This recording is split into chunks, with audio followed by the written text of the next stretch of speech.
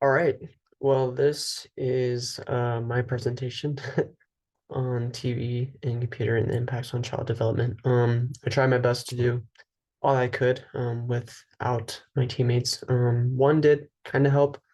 Name was Marco, but he only did like once or two slides. And so I put a lot of information on the slides for him already, and he really didn't change it. So I'm going to be using those two slides.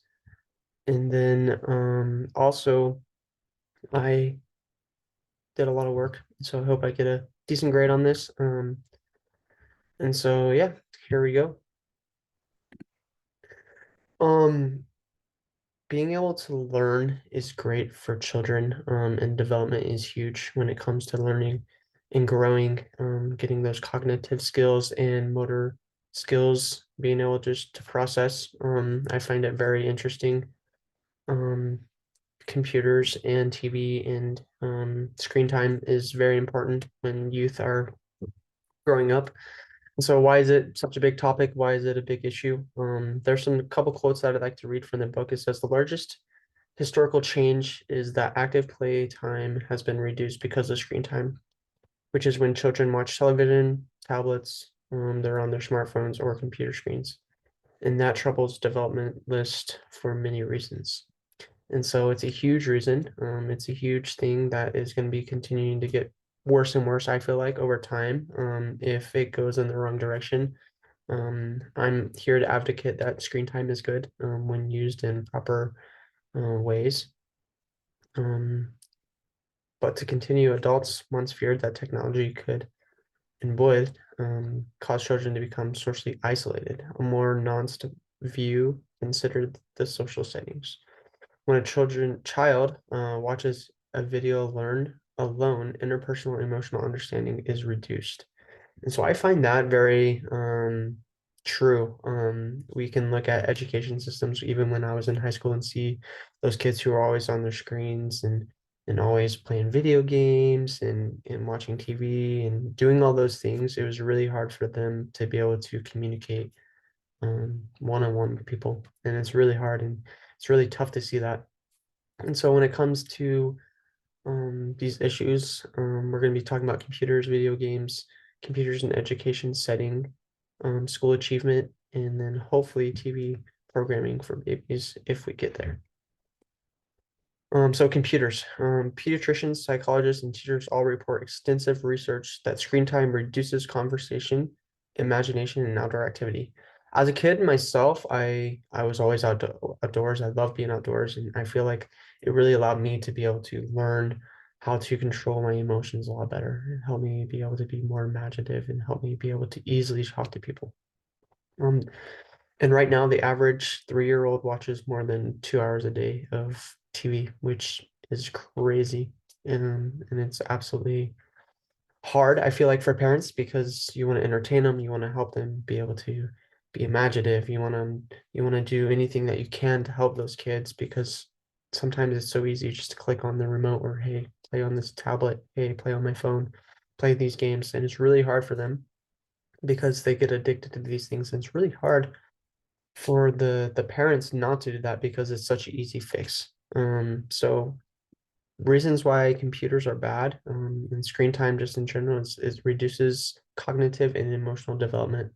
So when you're being able to be isolated watching these things, the child's emotional development is not going to be able to grow as well as when they're in public with other kids or in social settings with other kids or they're outside with you and the parents. And so the more screen time on computers, even if learning, can reduce the amount of cognitive development that is occurring in a child's life. It also reduces the emotional development, like we talked about.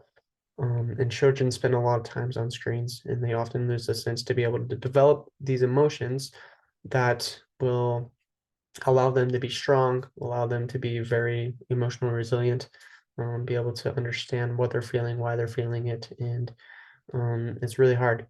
And there needs to be an even balance. It's really hard to say like, hey, I want my kid to be able to learn all these educational things, but sadly, it's all developed into an app. It's all developed into TV shows, and it's really hard. But screen time can be good for those things.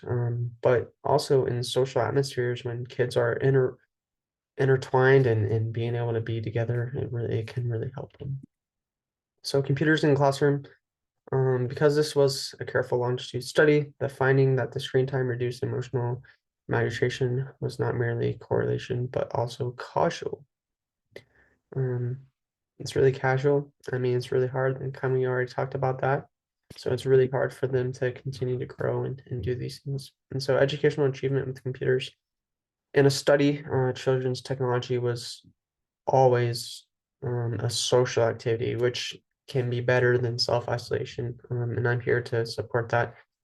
Sometimes they shared, sometimes they mentored each other, sometimes they were merely watched, providing encouragement and later tried it themselves. The social context, including the physical space and the overall routines and rules, framed the interactions. And so being able to have technology and computers in an educational setting can really help kids be able to learn, be able to teach each other, to be able to mentor each other, to be able to provide encouragement unto other kids and help them really be able to progress. When it comes to video games, this is a really touchy subject all throughout life, all throughout the world. Video games, does it cause violence? Are they good for kids? Are they bad for kids?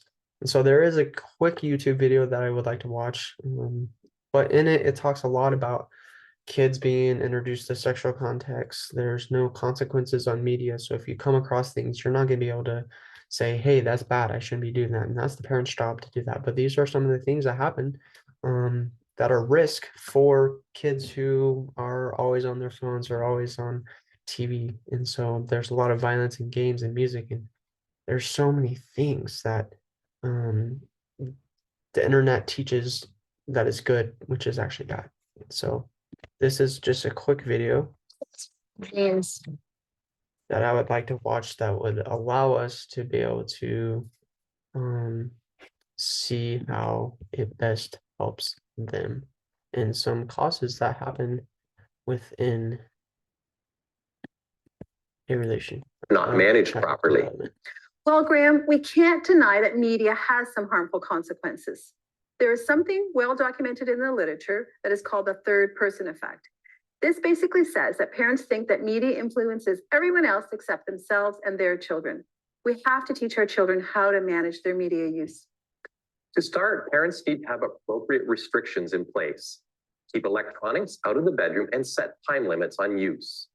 We're using a family docking station for all phones and tablets, so they will be out of everyone's hands before bedtime. It is recommended that screen time is avoided for children under 2 and that children over 2 are limited to less than 2 hours per day.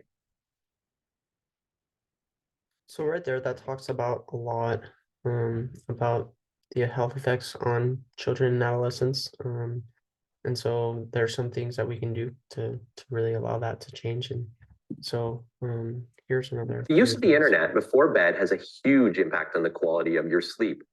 It is suggested that children stop the use of all devices 1 hour before bed.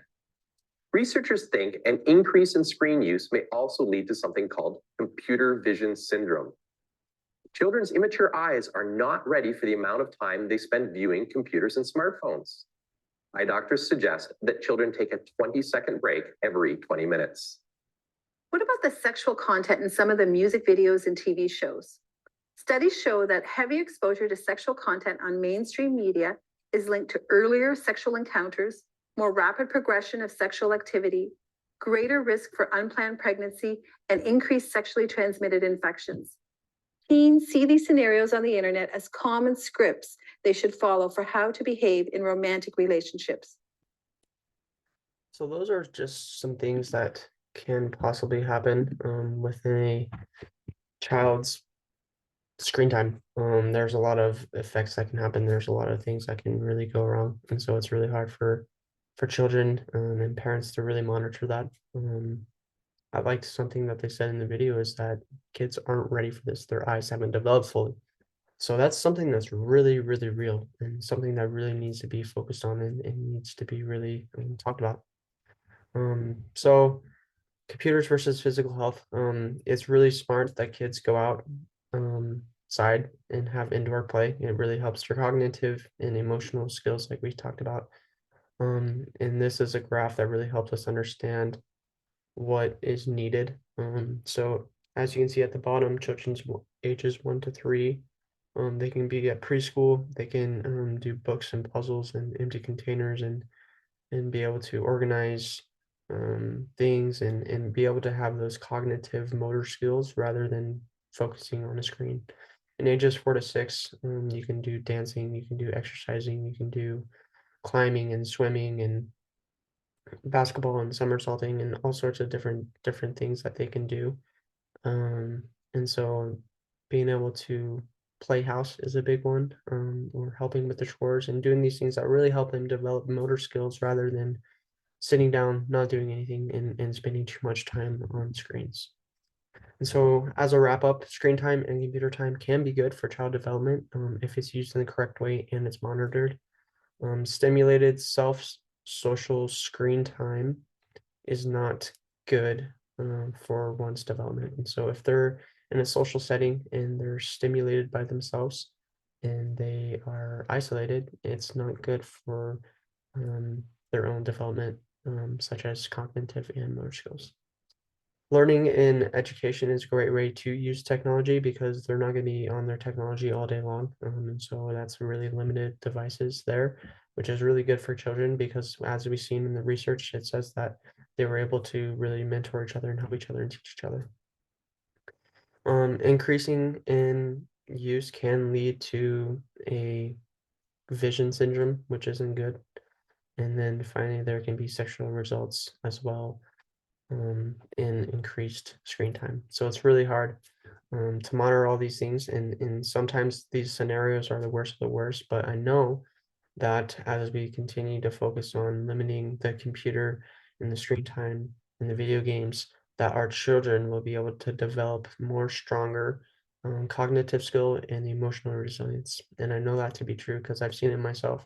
And I've seen it around the world that those kids who spend too much time on their computers or too much screen time, that it's really hard for them to really develop a sense of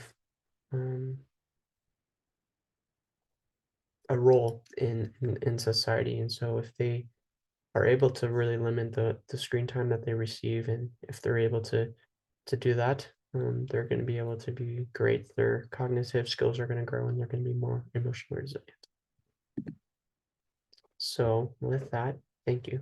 And I hope I did good.